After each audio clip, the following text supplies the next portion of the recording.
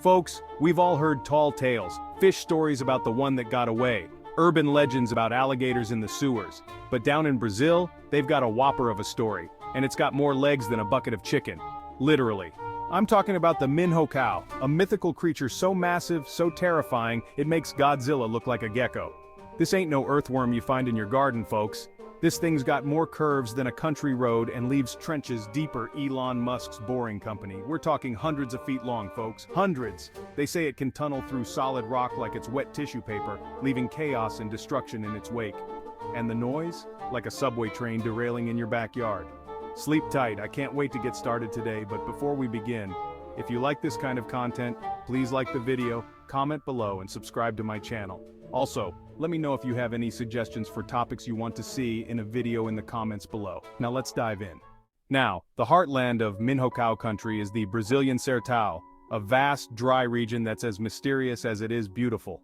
And let me tell you, the folks out there have some stories. They say the Minhocão is responsible for dried up riverbeds, blaming its thirst for draining entire lakes.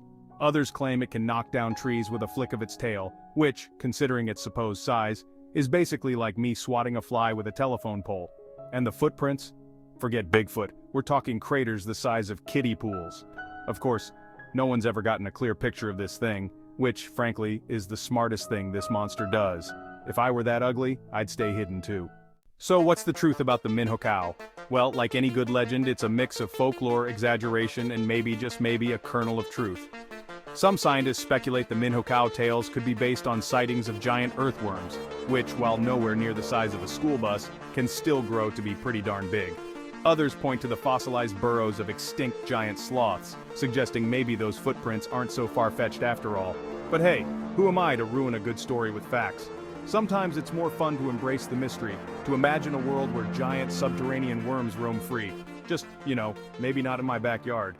So, would you wrestle a Minhocão? Now, I consider myself a brave man. I've faced down angry politicians, survived on cabbage for a week, even worn white pants after Labor Day. But wrestle a Minhocão? That's where I draw the line. I mean, have you seen the size of this thing's teeth?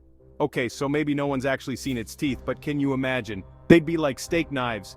And the slime? I bet it's not even organic. No sir, I'll leave the Minhocão wrangling to the professionals. Or better yet, the fictional characters. I'm perfectly happy reading about these legendary beasts from the safety and comfort of my well-lit studio, thank you very much. The legend lives on, and hopefully stays buried. So, there you have it folks, the Minhocão, a creature of myth, legend, and probably a few too many caipirinhas. Will we ever know for sure if it's real? Probably not, and honestly, that's okay.